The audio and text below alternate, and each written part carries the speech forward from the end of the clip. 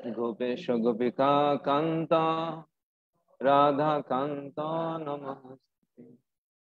तप्त कांचन गौरांगी राधे वृंदावनेश्वरी विश्ववानुसुते देवी प्रणमामि हरिप्रिये। नीलाचल निवासाय नित्याय परमात्मने बलभद्रं सुभद्रेभ्यं जगन्नाथाय ते नमः। वंदे श्रीकृष्ण चैतन्य नित्यानंद सहोदितो गौरदये पुष्पबंधो चित्रछंदो तमोनुधो। मंत्र गुरु आर जत शिक्षा गुरुगण ताहार चरण आगे करे बंदन। श्रीरूप श्री सनातन भट्ट रघुनाथ श्रीजीव गोपाल भट्ट दास रघुनाथ श्री कृष्ण चैतन्य प्रभु स्वयं भगवान ताहार पधार बिंदे अनंत प्रणाम। हरि बोल हरि बोल। अनार्पितं चरिं चिरा करुणाय अवतीर्ण कलो समर्पयि उन्नत उज्ज्वल रसाम भक्ति श्रेयाम। हरिर पुरट सुंदर द्रुति कदम्ब संदीर्पितो सदा हृदय कंदरे स्फुरत सचिनंदन। हरे कृष्ण। তো আজকে আমি আপনাদের সাথে শেয়ার করব গৌর লীলা, চৈতন্য মহাপ্রভুর দুই একটা লীলা শেয়ার করব। অনার্পিতম চরিম চিরাদ করুণায় অবতীর্ণ কলু। এই জগতে কোনোদিন অর্পিত হয়নি, পূর্বে এই জগতে কোনোদিন অর্পিত হয়নি। সমর্পয়ি উন্নত উজ্জ্বল রসাম, অত্যন্ত উজ্জ্বল উন্নত রস। সভক্তি শ্রিয়াম, স্বয়ং ভক্তি, কৃষ্ণকে কিভাবে ভালোবাসতে হয়, কৃষ্ণের কিভাবে ভক্তি করতে হয়, সেই ভক্তিটা শিক্ষা প্রদান করার জন্য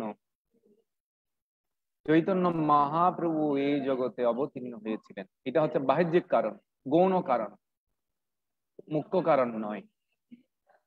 হরির পুরট সুন্দর দুতি কদম্ব সন্দীর্পিত সদা হৃদয়ে কন্দরে স্ফুরত সচিনন্দন।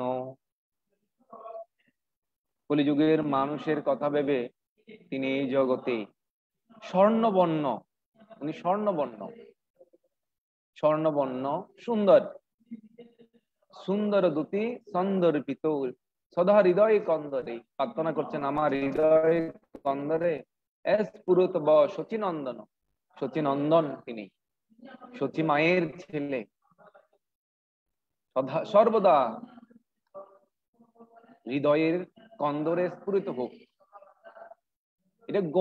এটা গৌণ কারণ। এই জগতে কোনোদিন অর্পিত হয়নি, সেই প্রেম দেওয়ার জন্য, কৃষ্ণ প্রেম দেওয়ার জন্য তিনি এই জগতে এসেছেন। যদিও তিনি ঈশাবন্ন তৃষা কৃষ্ণ সাঙ্গ পাঙ্গ অস্ত্র পার্ষদ, সাঙ্গ পাঙ্গ অস্ত্র পার্ষদ নিয়ে তিনি এই জগতে এসেছেন, অস্ত্র সহ নিয়ে এসেছেন। অস্ত্র মানে সুদর্শন চক্র নয়, হরে কৃষ্ণ মহামন্ত্র অস্ত্র, হৃদয়কে পরিবর্তন করার জন্য। কিন্তু আরেকটা মুখ্য কারণ আছে। শ্রীরাধয়া প্রণয় মহিমা কিদিশ বানয় বা সাধুজ্ঞেন অদ্ভুত মধুরিমা কিদিশ বা মদীয় সকাঞ্চ মদনুভাব ইদিশ ব্যতিলোভা তদ্ভবদ্দ সমজনি সচি গর্ভ সিন্ধু হরিন্দু।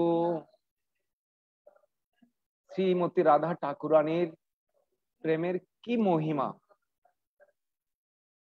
শ্রীমতী রাধা ঠাকুরানী কৃষ্ণকে কিভাবে বন্দি করতেন তার প্রেমে, এই অদ্ভুত মাধুর্য রস আস্বাদন করার জন্য। এবং শ্রীমতী রাধা ঠাকুরানী সাধু ইয়েন অদ্ভুত মধুরিমা কিদিস বা মধিও, তিনি কি স্বাদ আস্বাদন করেন সেটা অনুভব করার জন্য, কৃষ্ণকে ভালোবেসে শ্রীমতী রাধা ঠাকুরানী কি আনন্দ পান সেটা কৃষ্ণ জানেন না। এইটা জানার জন্য শ্রীমতী রাধা ঠাকুরানীর ভাব অঙ্গীকার করে, স্বয়ং কৃষ্ণ রাধা ভাব অঙ্গীকার করে এই কলিযুগে তিনি আবির্ভূত হয়েছিলেন। এই জন্য কৃষ্ণের চৈতন্য মহাপ্রভু হচ্ছে টু ইন ওয়ান, দুইজন দুইয়ে মিলে এক, মানে দুইয়ের ভিতর এক, স্বয়ং কৃষ্ণ আর রাধার ভাব এবং রাধার অঙ্গকান্তি। তো আজকে একটা লীলা, যেটা লীলা আপনাদের সাথে আমি শেয়ার করব। আমি চৈতন্য মহাপ্রভু কেন এই জগতে এসেছেন, আবির্ভূত হয়েছেন, সেটা সে বিষয়টা আমি বলছি না, সেটা আমি বিস্তারিত গত বছর শেয়ার করেছিলাম। 1-1.5 ঘন্টা বলেছিলাম কেন চৈতন্য মহাপ্রভু এই জগতে এসেছে। তো আজকে লীলা শেয়ার করব, লীলা। কারা কারা লীলা শুনতে চান হাত তুলুন তো দেখি, একটু করে বলতে পারেন কারা কারা শুনতে চান। আমার কথা কি শোনা যাচ্ছে স্পষ্ট নাকি শব্দ হচ্ছে? ও, কথা তো শোনা যাচ্ছে কিন্তু একটু নেটে ডিস্টার্ব করতেছে। নেটে? হ্যাঁ, আপনার পিকচারটা আটকে যেতেছে কিন্তু এমনি কথা শুনতে পারতেছি। সাউন্ড গুলো ছোট আসতেছে প্রভু। কি বলেন, আমার সাউন্ড ছোট হচ্ছে বেশি?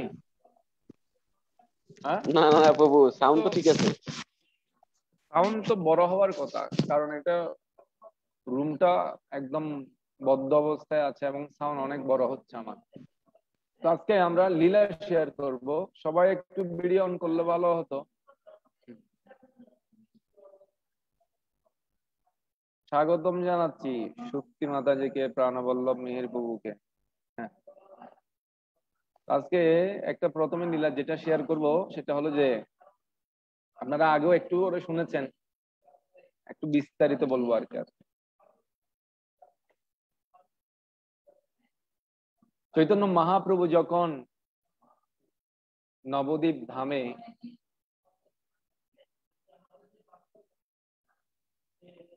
বালক সখাদের নিয়ে তিনি লীলা বিলাস করছিলেন, বিদ্যা লীলা বিলাস, বিদ্যালয়ে যেতেন, চতুষ্পাঠীতে যেতেন এবং লেখাপড়া করতেন। আর উনিও ওনার চতুষ্পাঠী আছে, আর চতুষ্পাঠীতে তিনিও কিন্তু নিমাই পণ্ডিত, তিনিও ছাত্র পড়াতেন। তো লীলাবিলাস চলে। এক সময়ে এক দিগ্বিজয়ী পণ্ডিত সারা ভারতবর্ষ বিজয় করে, সবাইকে বিজয় পত্র লিখা নিয়ে তিনি ভারতবর্ষ জয় করে করে আসছেন নবদ্বীপ ধামে। তখনকার সময়ে নবদ্বীপ ধাম বিদ্যাপীঠের জন্য সর্বশ্রেষ্ঠ ছিল। সমস্ত বড় বড় পণ্ডিতেরা এই নবদ্বীপ ধামে শিক্ষা অর্জন করার জন্য আসতেন।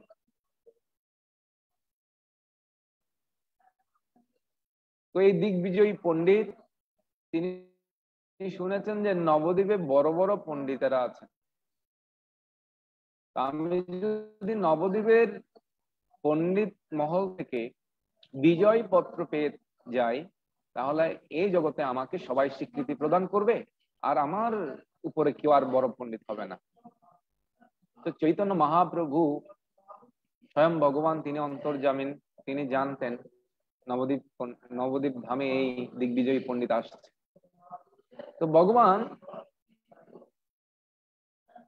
ভক্তের যে অহংকার তিনি সেটা সহ্য করেন না, সেটা তিনি তার মহামায়া শক্তির দ্বারা, মানে অন্তরঙ্গা শক্তি দ্বারা, অন্তরঙ্গা শক্তি দ্বারা, যোগমায়ার দ্বারা সেটাকে গর্ব বা অহংকারকে ভঞ্জন করেন তিনি। যদিও দিগ্বিজয়ী পণ্ডিত তিনি ভগবানের এই ভক্ত, সরস্বতী মায়ের আশীর্বাদ পুষ্ট। তো চৈতন্য মহাপ্রভু তার ছাত্রদেরকে বলছিলেন, আমি জানি এই দিগ্বিজয়ী পণ্ডিত খুব ভালো, তিনি শাস্ত্রজ্ঞ, তিনি জানেন সবকিছু, কিন্তু তার অহংকার আমার ভালো লাগে না। আর ভগবান, তিনি ছাত্রদেরকে বলছিলেন, ভগবান কিন্তু এই অহংকার সহ্য করবে না। কৃষ্ণ ভক্তের অহংকার সহ্য করে না, অহংকারটা নষ্ট করে। তো চৈতন্য মহাপ্রভু উদাহরণ দিয়েছিলেন নহুষ, ব্যান, হ্যাঁ, এরকম আরো অনেক আছে, হই হুই, রাবণাদি, তারা সকলেই ছিলেন দিগ্বিজয়ী, কিন্তু ভগবান তাদের গর্ব হরণ করেছিলেন। নহুষ, আমি নহুষের একটা ঘটনা বলি আপনাদেরকে। নহুষ ভালো একজন রাজা ছিলেন, পৃথিবীতে ভালো শাসন করছিলেন তিনি। আমাকে আর একটু করে বলবেন তো আপনারা আমাকে আমার কথা শুনতে পাচ্ছেন কিনা, কারণ আজকে এখানে অনেক সাউন্ড হচ্ছে আজকে। আমি মানে ইজি ফিল করছি না ক্লাসে দেওয়ার জন্য। দেখি বলুন তো, দেখি সাউন্ড হচ্ছে কিনা।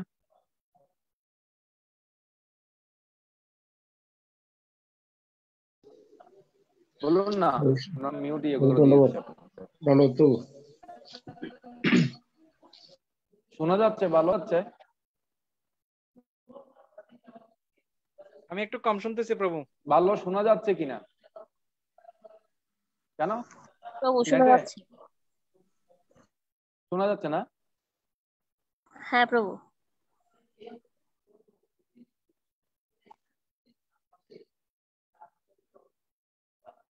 সময় মতো যে ভিডিও অন করুন না।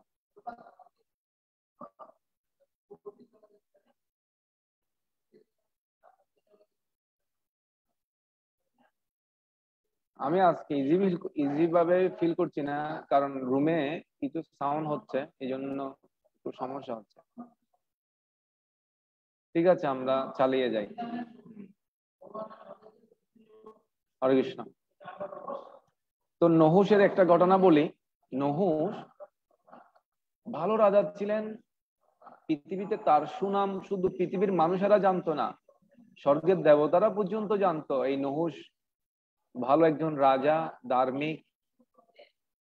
তো এক সময় ইন্দ্র স্বর্গ থেকে চ্যুত হয়ে গেলেন। স্বর্গ থেকে বৃহস্পতির চরণে, গুরুদেবের চরণে অপরাধ করার ফলে তিনি স্বর্গ থেকে চ্যুত হয়ে গেলেন। গুরুদেবকে সম্মান করেনি।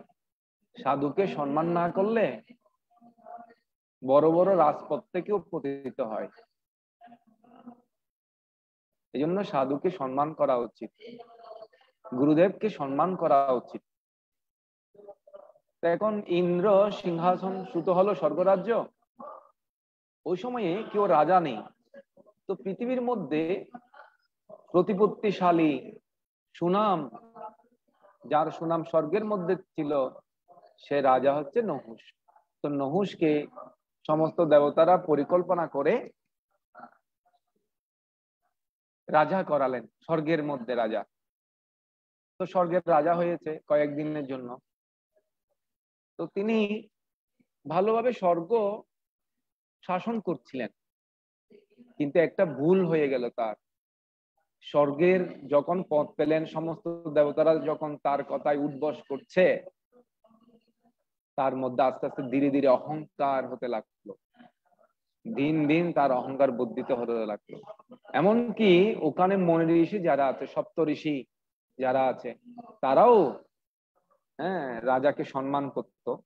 যদিও মনি ঋষিকে সম্মান করা হতো, কিন্তু রাজার অধীনে সবাই না।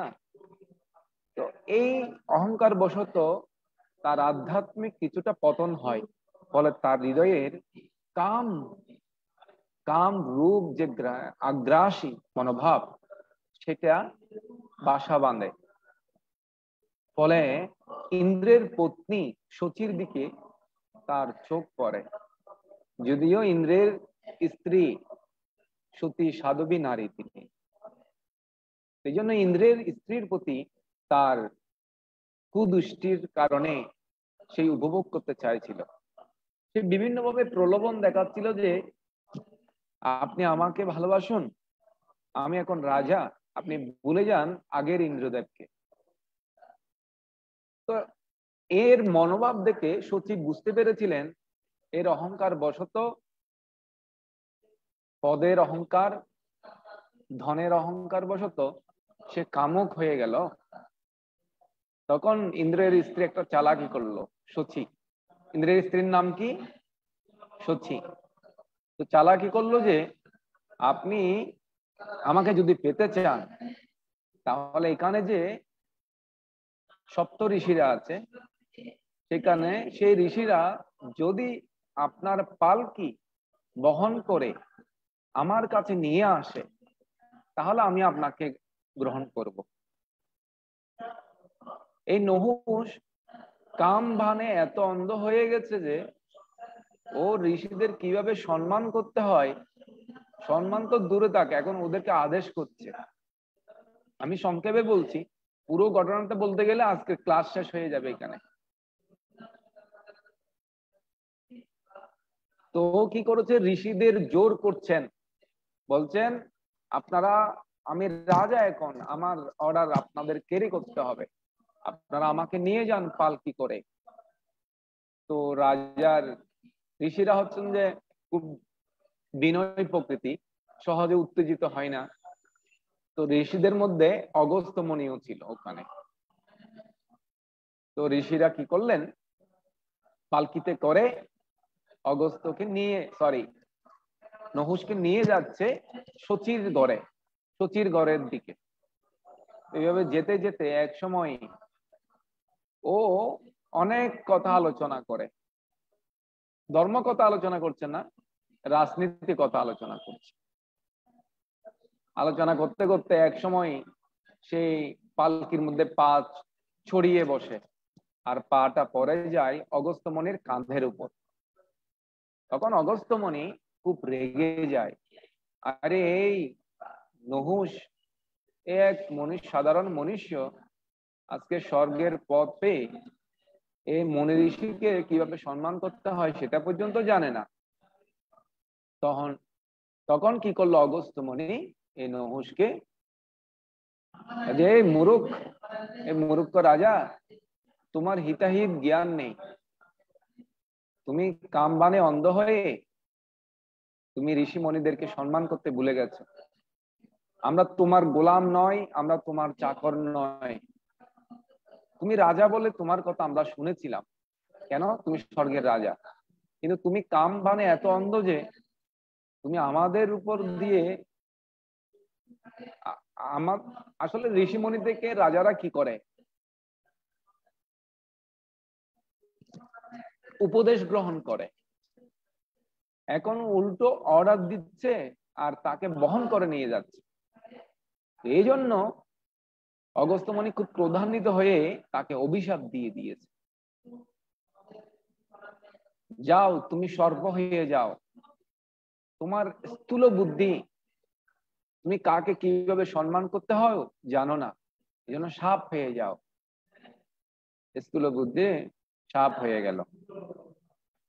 তখন তার ভুল বুঝতে পেরে তিনি অগস্ত্যমণির চরণে পড়েছেন, হে মণিবর, আমাকে ক্ষমা করে দিন, আমার ভুল হয়ে গেছে, আমি অহংকারে মত্ত হয়ে আমি ভুলে গেছি।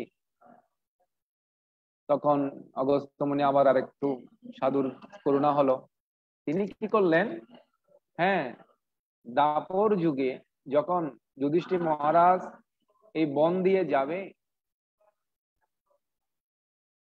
তো ভীমকে তুমি কি করবে, ভীমকে তুমি আক্রমণ করবে। ওই সময় যুধিষ্ঠির মহারাজ তোমাকে উদ্ধার করবে। তো এক সময় গিয়ে যুধিষ্ঠির মহারাজ এই সাপ রূপ নহুষকে উদ্ধার করেছিল। তো এইখানে চৈতন্য মহাপ্রভু বলছে বিদ্যার বিলাসে, আরে দিগ্বিজয় করা বিদ্যার কাজ নয়। মানুষ বিদ্যা অর্জন করে কেন?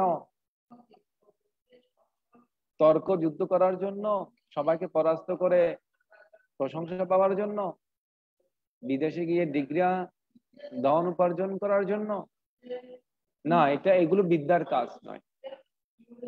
এই দিগ্বিজয়ী পণ্ডিতের অহংকার, উনি বলছিলেন নহুষ ব্যান আদি রাজারা যেরকম ভগবান অহংকার শূন্য করেছিলেন, সবকিছু তো ভগবানের দ্বারাই হয়ে থাকে না। এই যে নহুষ অগস্ত্য মুনির চরণে অপরাধ করলেন, এটা তো ভগবানের দ্বারাই হরিয়েছে। তো আমি আপনাদেরকে দেখাচ্ছি, এটা স্লাইডে দেখাচ্ছি একটু করে।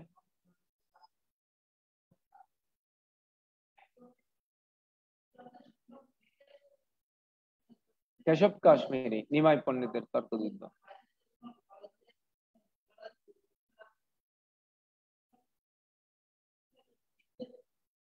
তো উনি দিগ্বিজয় করে চলে আস্তে আস্তে নবদ্বীপে আসলেন, আর এসে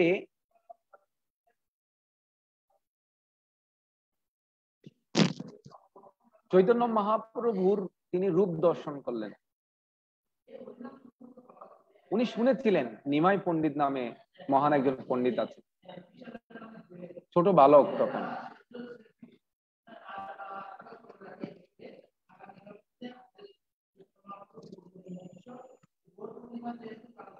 তো এখানে নিমাই পণ্ডিতকে দেখেন কিভাবে দূর থেকে দেখেছেন যে সমস্ত ছাত্ররা পরিবেষ্টিত হয়ে আছে নিমাই পণ্ডিত। এখানে আমি শ্লোক পড়ছি না। আজানু লম্বিত বুজো কপালে উজ্জ্বল তিলক মস্তকে সুবলিত চাচর ক্যাশ সিংহ গ্রীব গজ স্কন্দ হাস্যযুক্ত শ্রী চন্দন বদন নিরন্তর দিব্য দৃষ্টিযুক্ত নয়নধয় প্রকাণ্ড শরীর সুন্দর হৃদয়ে যজ্ঞ সূত্র রূপে অনন্ত দেবের অবস্থান কোমরের যোগপট্ট বামুরুর উপর দক্ষিণ চরণ রেখে শাস্ত্রের ব্যাখ্যা হয়, আবার নয় করছেন, আবার নয় হয় করছেন। আরে এ কে হয়? উনি এরকম রূপ দেখে বেশি না, দূর থেকে সামান্য দর্শন করেছেন। কারণ প্রায় হাজার হাজার স্টুডেন্ট বেষ্টিত হয়ে চৈতন্য মহাপ্রভু গঙ্গার তীরে অবস্থান করছিলেন। তখন বিকেল বেলা, গঙ্গায় স্নান করে বন্ধুদের নিয়ে যাচ্ছিলেন, ছাত্রদের নিয়ে যাচ্ছিলেন। তো দূর থেকে দেখেছেন চৈতন্য মহাপ্রভুর রূপ। যদিও তিনি দিগ্বিজয়ী পণ্ডিত, তো বুক ভরার মধ্যে সাহস ছিল, কোনো ভয় ছিল না।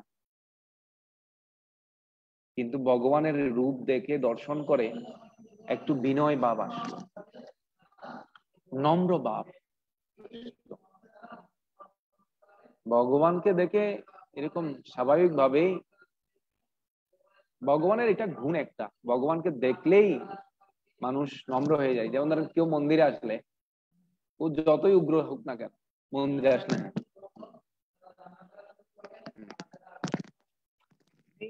অঙ্গ ভঙ্গি দিয়ে বিভিন্ন ভাবে বুঝাতে চাই তিনি ভগবানকে প্রণাম করছেন। কেন? এটা ভগবানের একটা শক্তি, ভগবানের একটা গুণ, আসলেই মানুষ নত হয়ে যায়। এখন তো জীবন্ত ভগবানকে দেখছেন, সচল ভগবানকে দেখছেন, নট অচল ভগবান। আমাদের বিগ্রহ তো অচল, বিগ্রহের মধ্যে সাক্ষাৎ ভগবান আছেন। তবে অনেক উন্নত ভক্তরা এটা বুঝতে পারেন, যারা উন্নত ভক্ত নয় তারা ইট পাথরের কাঠের মূর্তি মনে করে। তবুও মানুষ কিন্তু সম্মান করে না। তো ভগবানকে দেখে এখন উনি সম্ভ্রমে পড়ে গেছেন। তখন চৈতন্য মহাপ্রভুর সাথে দেখা হলো, সবাই বন্ধুরা পরিচয় করে দিলেন, এ হচ্ছে দিগ্বিজয়ী কেশব কাশ্মীরি। ও, আপনার কথা তো আমি অনেক শুনেছি, আপনি মহান পণ্ডিত। সবাই ভিডিও অন করুন তো দেখি, আপনাদের একটু দর্শন করে দেখি। প্রমোদ চন্দ্র। হরে কৃষ্ণ।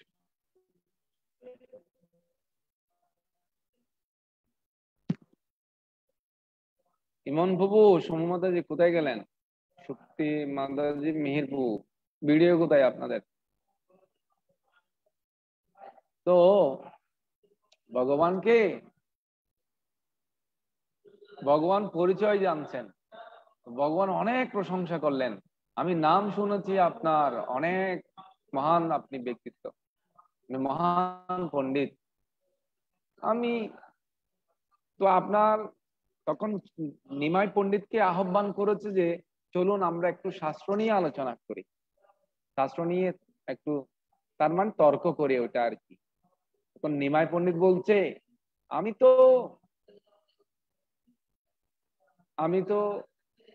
আমি ছোট মানুষ, আমি কি আপনার সাথে শাস্ত্র নিয়ে তর্ক করব?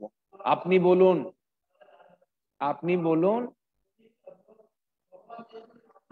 আপনি, আমরা যেহেতু গঙ্গার জাহ্নবী তটে আছি, আপনি গঙ্গা মায়ের মহিমা কীর্তন করুন। তখন গঙ্গা মায়ের মহিমা কীর্তন শুরু করেছে। আর কেশব কাশ্মীরি জ্বরের বেগে 100 শ্লোক তিনি বলে ফেললেন, এমন ভাবে কীর্তন করলেন, খুব সুন্দর কিন্তু শ্লোকগুলো। আমি অত শ্লোক যদি বলতে যাই আজকে আর ক্লাস অন্য কোনো লীলা বলা যাবে না। তো এইভাবে শ্লোক বলে, কারণ উনি হচ্ছেন যে সরস্বতী দেবীর কৃপা পেয়েছিলেন, এই জন্য মুখে যখনই তর্ক করতেন তখনই মুখেই সরস্বতী অবস্থান করতেন। এই জন্য তিনি জ্বরের বেগে বলে ফেলছেন 100 শ্লোক। আর চৈতন্য মহাপ্রভু ওনার ভুল ধরে 32 নম্বর শ্লোকে গিয়ে ভুল ধরছেন, বলছে হ্যাঁ হ্যাঁ আপনার শ্লোক খুব সুন্দর হয়েছে, মা গঙ্গার কত সুন্দর মহিমা আপনি কীর্তন করেছেন, কিন্তু আপনি 32 নম্বর শ্লোকে বব ভবানী ভর্তু বলেছেন। বব মানি শিব, ভবানী মানি দুর্গা, আর ভর্তু মানি হচ্ছে স্বামী। তাহলে আগেও স্বামী আর ভবানীর পরেও স্বামী, তার মানে দুর্গা দেবীর 2 স্বামী হয়ে গেল। তো আপনি এখানে যে অলংকারে ভুল করেছেন, এখানে দুর্গা দেবীকে অপমান করেছে, দুর্গা দেবীর স্বামী 2 জন হয়ে গেল। উনি ওই স্টোনস মানে অবাক হয়ে গেলেন, কি করে যে এত জ্বরের বেগে শ্লোক বললাম, আর কি করে তিনি 32 নম্বর যে ভুল হয়েছে সেটা কিভাবে তিনি ধরলেন।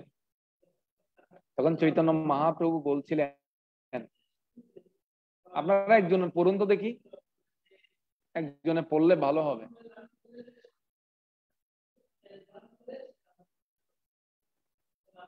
আপনারা পড়ুন তো একজনে। কৃষ্ণ, খুব ধন্যবাদ। আমি পড়ছি। নিমা পণ্ডিত কেশব কাশ্মীরকে গঙ্গার মহিমা বলতে বললেন। কেশব কাশ্মীরের ঝড়ের বেগে গঙ্গার মহিমা সম্বন্ধে 100টি শ্লোক বললেন। কেশব কাশ্মীর নিমাই পণ্ডিতকে জিজ্ঞাসা করলেন, তোমার কেমন লাগলো? নিমাই পণ্ডিত বললেন, সবকিছু ঠিক আছে, কিন্তু আপনি একটি জায়গায় ভুল করেছেন। আপনি 32 নম্বর শ্লোকে ভবানী ভর্তু শব্দটি ব্যবহার করেছেন, যেটি সঠিক নয়। হরে কৃষ্ণ। হরি বল।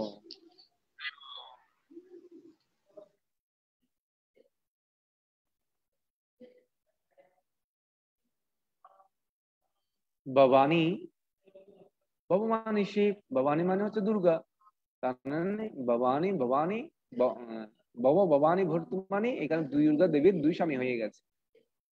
তো কেশব কাশ্মীরি তখন খুব অবাক হয়ে গেলেন, কিভাবে তিনি, আমি এত দ্রুত বেগে এই শ্লোকগুলো বলছি, আপনি কিভাবে এগুলো মনে রাখলেন? তখন চৈতন্য মহাপ্রভু বলছে,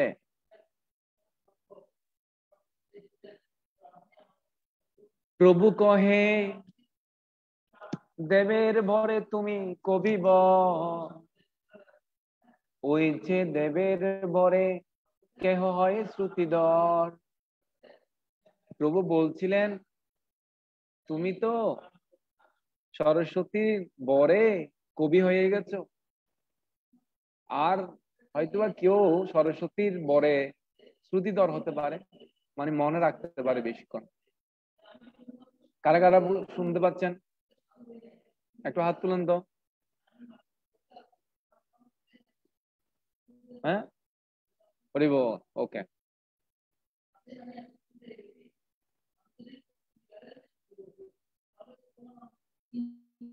কেশব কাশ্মীরি মাথা নিচু করে চলে গেলেন এবং মাতা সরস্বতীর কাছে শোক প্রকাশ করলেন। তিনি যখন রাতে ঘুমাচ্ছিলেন তখন দেবী সরস্বতী স্বপ্নে এসে বললেন, হে কেশব, তুমি যার কাছে হেরেছ তিনি আমারও স্বামী, তাই তুমি হেরে অপমানিত হওনি, বরং তোমার আরো গর্ব হওয়া উচিত। তোমার উচিত তার কাছে গিয়ে আত্মসমর্পণ করা এবং তার শিষ্যত্ব গ্রহণ করা। তার সরস্বতী মা তাকে কি করলেন? দর্শন দান করলেন স্বপ্নে, এবং বলছেন উনি হচ্ছেন স্বয়ং নারায়ণ, আমার স্বামী। আমার প্রভুর কাছে আমি কিভাবে তোমার জন্য তর্ক করব? স্বামীর কাছে স্ত্রী বিনীত থাকে, সব সময় তর্ক করে না। সতী নারী কখনো স্বামীর মুখে মুখে তর্ক করে না। কারো যদি স্বামী ভালো ভক্ত হয়, ভালো ভক্ত, তখনকার সময়ে মানে বৈদিক টাইমে কিন্তু ছিল এটা, স্বামীর প্রতি আসক্ত হওয়া উচিত স্ত্রীর, অন্য কারো স্বামীর প্রতি আসক্ত হওয়া উচিত নয়। কেন? মেয়েদেরকে তখন বেদ পড়তে দিত না, তো মেয়েরা যদি তার স্বামীর প্রতি আকর্ষিত হলে পরবর্তী জন্মে তিনি পুরুষ হিসেবে জন্মগ্রহণ করেন এবং স্বামীর গুণগুলো অর্জন করেন এবং ভগবানের ভজন করার জন্য উপযুক্ত একটা শরীর প্রাপ্ত। কারণ তখনকার সময়ে বৈদিক শাস্ত্র পাঠ করার অনুমতি ছিল না মেয়েদের, কিন্তু কলিযুগে বিশেষ একটা সুবিধা আছে, যে কেউ ভগবানের ভক্ত হতে পারবে, ছেলে মেয়ে পশু পাখি বিকলতা সবাই।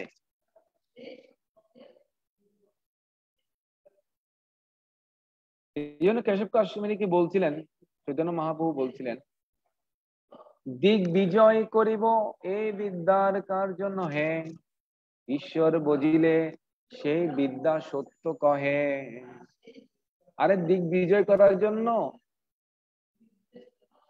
এটা বিদ্যার কাজ নয়, ঈশ্বরকে ভজন করলেই এটাই সত্য, এটা বিদ্যা যে ফলটা প্রদান করে সেটাই সত্য। পরে কেন লোক কৃষ্ণ ভক্তি জানিবারে, সেই যদি নহিল তো বিদ্যায় কি করে। পরে কেন লোক কৃষ্ণ ভক্তি জানিবারে জন্য, সে যদি নহিল তো বিদ্যায় কি করে। সেই বিদ্যার ফল জানো নিশ্চয়, শ্রীকৃষ্ণ চরণে যদি চিত্তবৃত্ত রয়। মানুষ কেন বিদ্যা অর্জন করছে? বিদেশে যাওয়ার জন্য, ধন সম্পদ অর্জন করার জন্য। কিন্তু চৈতন্য চরিতামৃতে বলছে না না, সেই বিদ্যার ফল জানোহি নিশ্চয়, শ্রীকৃষ্ণ চরণে চিত্তবৃত্ত রয়। যদি আমার মন, আমার চিত্ত, আমার হৃদয় শ্রীকৃষ্ণের যদি চরণে থাকে, শ্রীকৃষ্ণের চরণ কত জনের হৃদয়ে আছে, কে ধ্যান করে এই চরণ? খুব কম ব্যক্তিরাই ধ্যান করে। আমাদের মাঝে মাঝে কিন্তু ধ্যান করার জন্য চেষ্টা করতে হবে। কিরকম ধ্যান? হরে কৃষ্ণ মহামন্ত্র জপ করব, আর এই গরু নিতাইকে দর্শন করে যাবেন নন্দন কারণে এসে, আর আপনি চেষ্টা করবেন এই গরু নিতাইয়ের চেহারাটা কি মনে আছে কিনা, কি পোশাক পরিয়েছে, সোমবারে কি পোশাক পরিয়েছিল, রবিবার যদি আসেন রবিবারে কি পোশাক পরিয়েছিল, সেই বিষয়গুলো একটু মনোযোগ সহকারে দর্শন করবেন। চরণ থেকে দর্শন শুরু হয় ভগবানের, ভগবানকে দর্শন করতে হয় চরণ থেকে।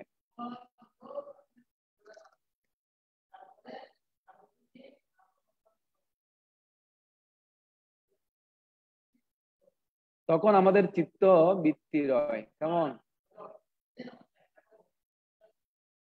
হরে কৃষ্ণ। আরেকটা লীলা শেয়ার করব। হ্যাঁ প্রভুরা, আপনারা একটু বলবেন।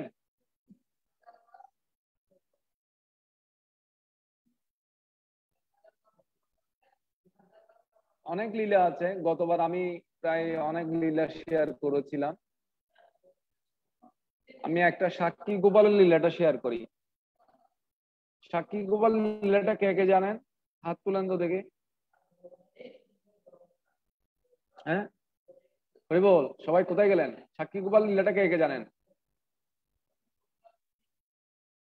আর কে কে জানেন? শুনবেন সাক্ষী গোপাল লীলা? তো দক্ষিণ ভারতে বিদ্যানগর নামে একটা জায়গা ছিল, সেখানে দুজন ব্রাহ্মণ তারা বৃন্দাবনে পরিক্রমা মানে তীর্থ ভ্রমণে এসেছিলেন। আমি সংক্ষেপে বলবো, গতবার কিন্তু এটা লেন্দি করে বলেছিলাম একদম। তো তীর্থ ভ্রমণ করতে করতে, এটা কেন বলছে জানেন? ভগবান যে কথা বলে ভক্তের সাথে, ভগবান যে সাক্ষাৎ একজন ব্যক্তি, আপনি ভগবানকে যেভাবে সেবা করবেন সেটা সেই সেবা আপনার সাথে আদান প্রদান হবে, আপনি উপলব্ধি করতে পারবেন। এই জন্যই শেয়ার করছিলাম। আমরা তো ইট পাথর মনে করি, কাঠের পুতুলি মনে করি, কিন্তু ভগবান সাক্ষাৎ ও একজন ব্যক্তি, আমার ভালোবাসা আদান প্রদান তিনি গ্রহণ করেন। এই জন্য এই লীলাটা শেয়ার করছিলাম। তো একজন ছিল ছোট বিপ্র, ছোট বিপ্র মানে ব্রাহ্মণ, আর একজন ছিল বড় বিপ্র। বড় বিপ্র মানে হচ্ছে কুলীন ব্রাহ্মণ। তো কুলীন ব্রাহ্মণ ওনারা তখনকার সময়ে, ব্রাহ্মণের মধ্যে কিন্তু কি আছে, কেউ উঁচু ব্রাহ্মণ আছে, কেউ নিচু ব্রাহ্মণ আছে, এখানে শ্রেণী বিভাগ আছে।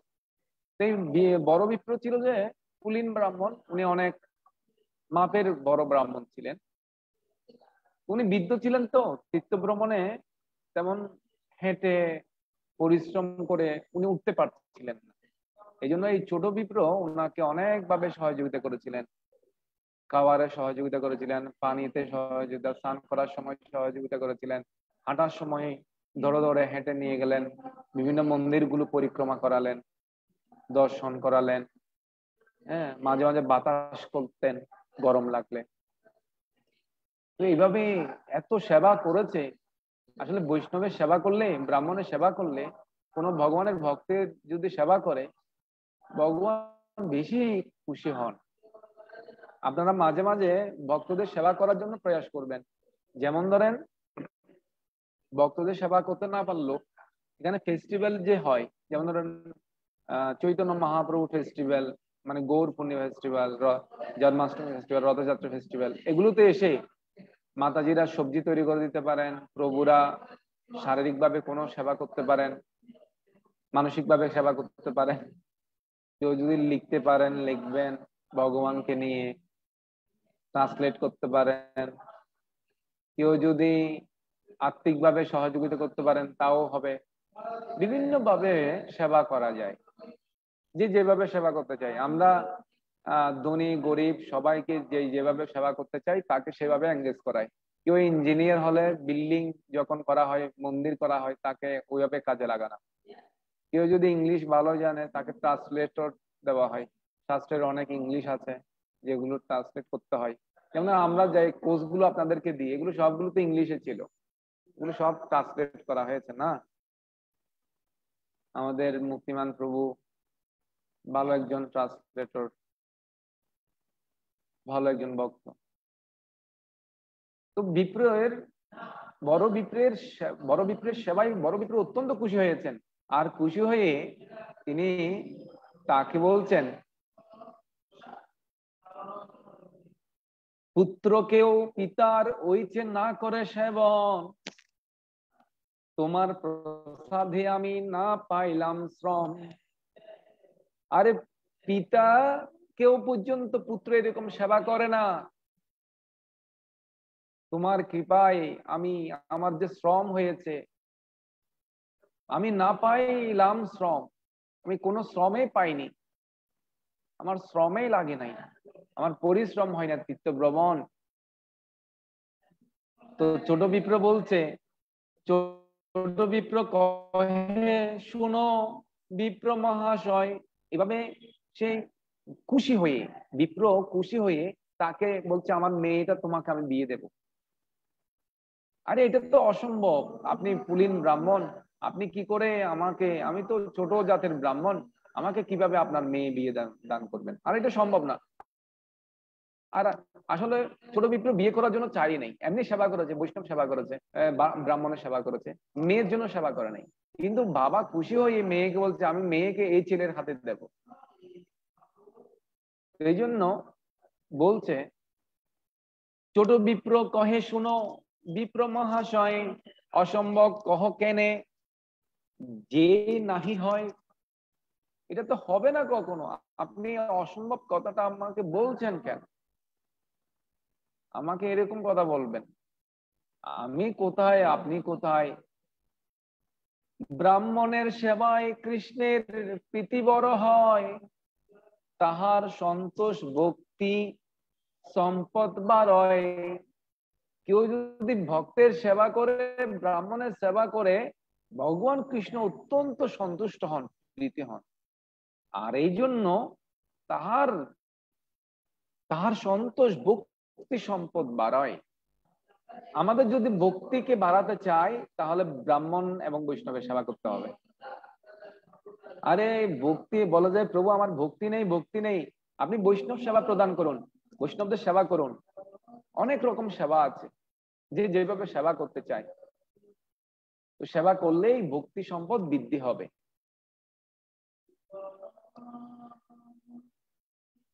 তো ছোট বিপ্র বলছিলাম,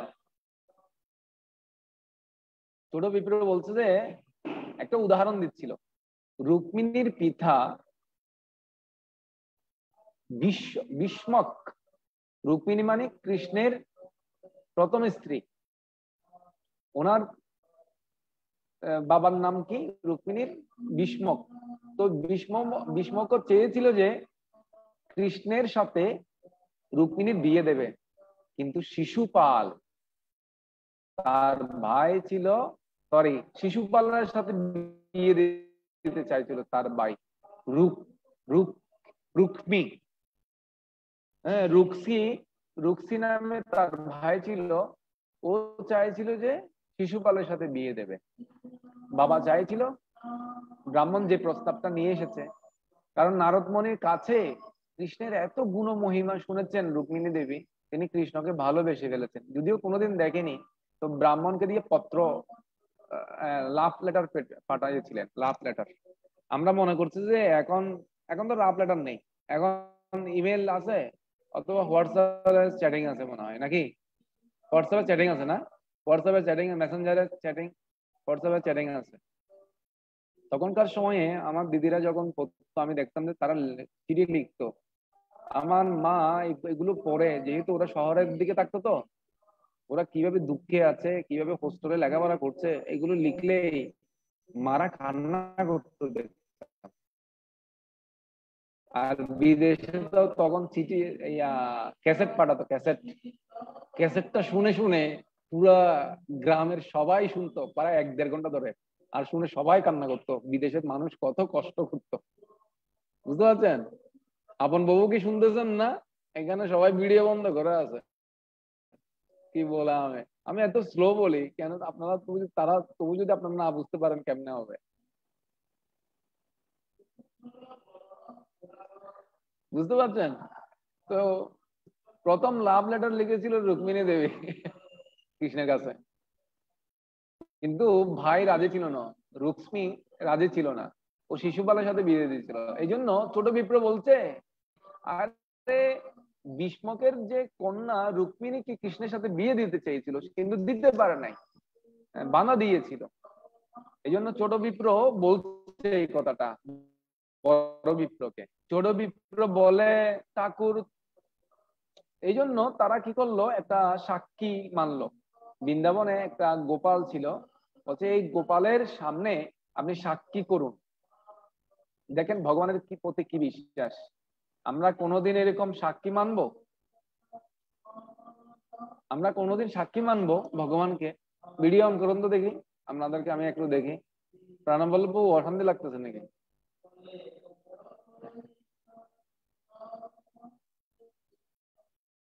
হ্যাঁ, সুমতা যে ভিডিও কোথায়? শিখা মাতা যে অনেকক্ষণ পরে আসছেন, ভিডিও অন করুন তো দেখি।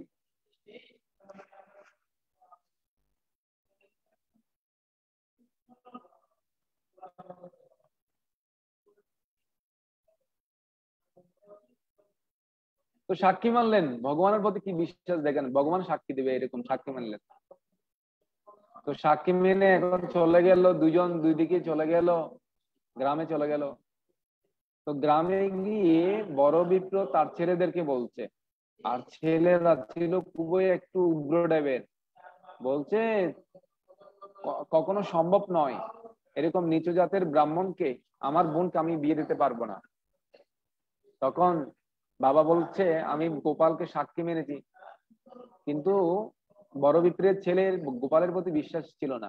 আরে তুমি ঠাকুরকে সাক্ষী মানছো, এটা কোনো ব্যাপার না। তুমি বলবে ছোট বিপ্রকে তুমি ভুলে গেছো। আরে আমি বৃদ্ধ, কি বলতে কি বলেছে ভুলে গেছো বলবে। আর ওরা কি করেছে, একটা ফোন দিয়ে আটেছে, বলছে আমার বাবাকে বৃদ্ধ পেয়ে তুমি একটা কথা আদায় করে নিয়ে এলে। হ্যাঁ, আমার বোনকে বিয়ে করার জন্য তুমি একটা ফোন দিয়ে আটলে আমাদের সম্পদ এবং উচ্চ বংশের ব্রাহ্মণকে বিয়ে করার জন্য। তো এইভাবে করে তারা একটা নাটক রচনা করলেন, এটা গ্রামের পঞ্চায়েতের সামনে উপস্থাপন করার জন্য। তো ভগবানের কাছে বারংবার প্রণাম করে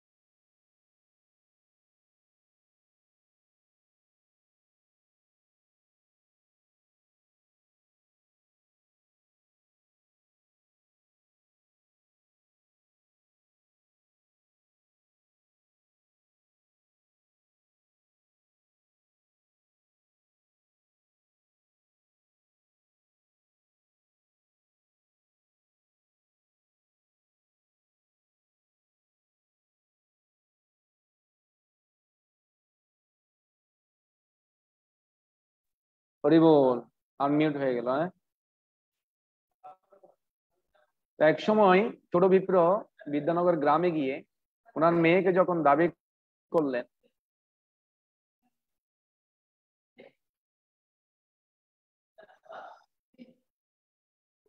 তখন গ্রামের পঞ্চায়েত ডেকে মেয়ের ভাই খুব ভাবে অপমান করলেন। বলছে আমার বাবাকে বৃদ্ধ পেয়ে তুমি টাকা পয়সা গুলো সব লুটে পুটে নিতে চাচ্ছ, আর গল্প সাজাচ্ছ, ভগবানকে সাক্ষী রেখেছো।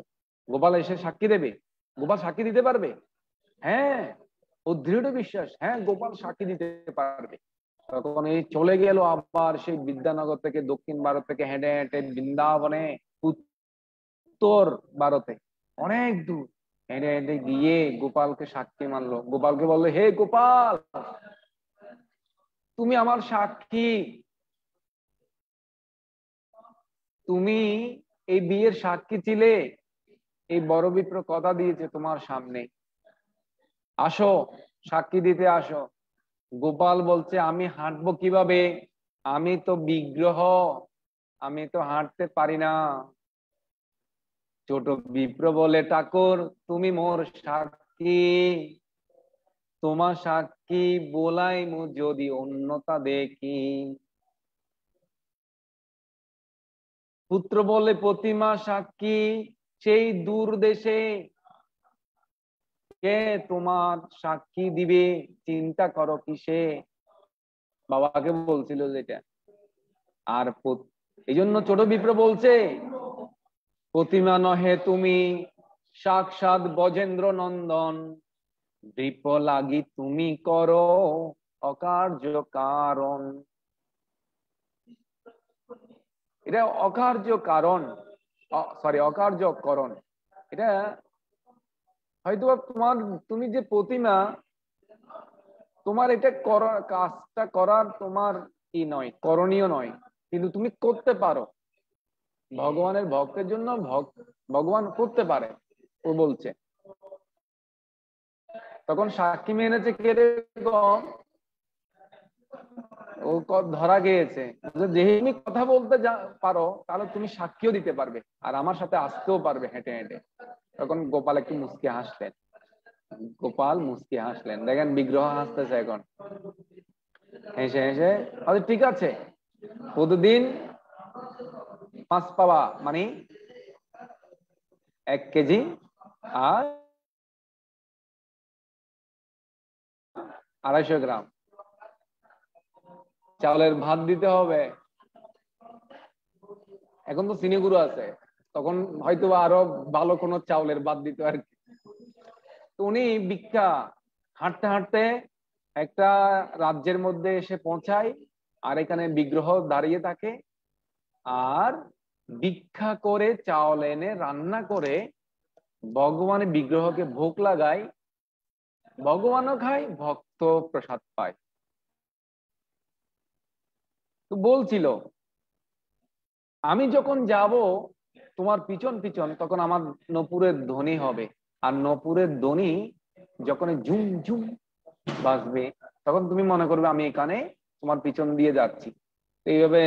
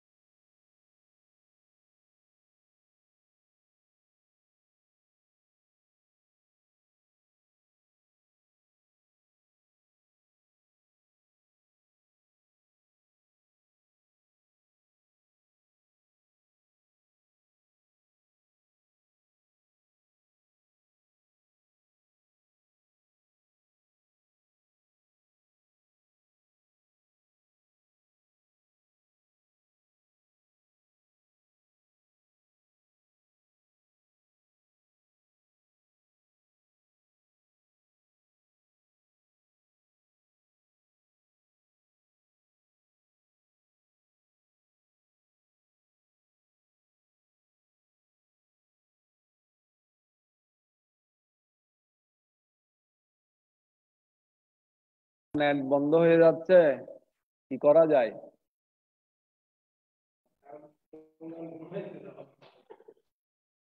বুঝছেন, আমার বারবার নেট ডিস্টার্ব করতেছে।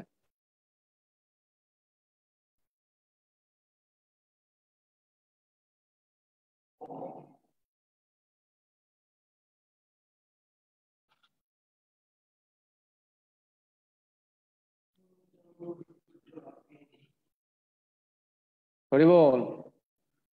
তো এখন কি হলো, সাক্ষী দিতে আস্তে আস্তে বিদ্যানগরে চলে আসলো, আর চলে এসে এক সময় গিয়ে নপুরের আওয়াজ আর হচ্ছে না। তখন ছোট বিপ্রের সন্দেহ হয়েছে, ভগবান কি আসতেছে আমার পিছন দিয়ে।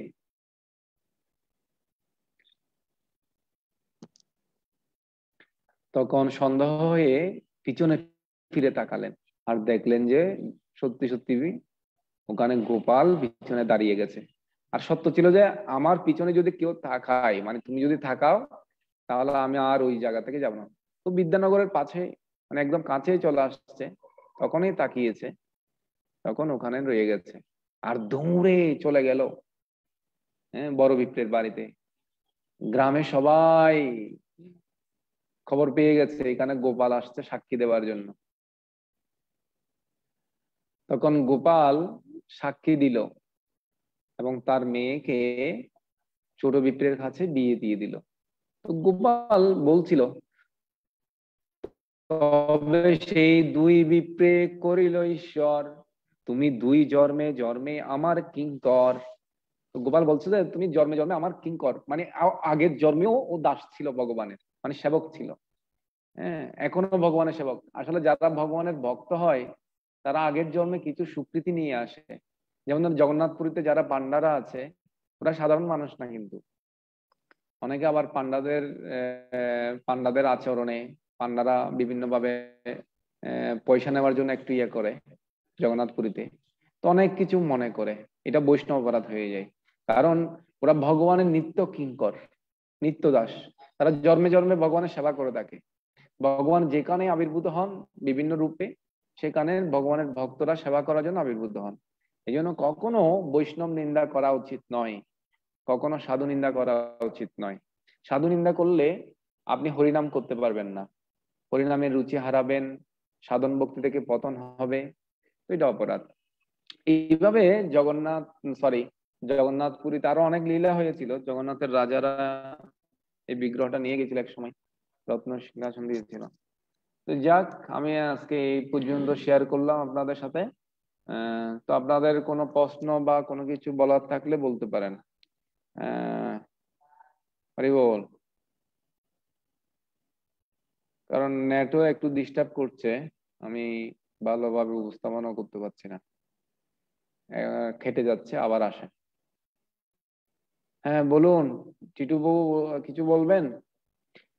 18 তারিখ তারা আপনারা নির্জলা উপোস থাকবেন সন্ধ্যা পর্যন্ত। অভিষেকের পরে আপনারা কিছু প্রসাদ পেতে পারেন একাদশীর মতো। আর যারা বেশি কষ্ট হয়ে যাবে, অসুখ মানে আপনাদের রোগ আছে, তাহলে আপনারা কিছু জল ফল একাদশীর মতো খেতে পারেন, একাদশীর মতো জল ফল খেয়ে থাকতে পারেন, এবং পরের দিন সূর্য উদয়ের পর পালনা করতে পারেন। হরি বল। কোনো প্রশ্ন আছে?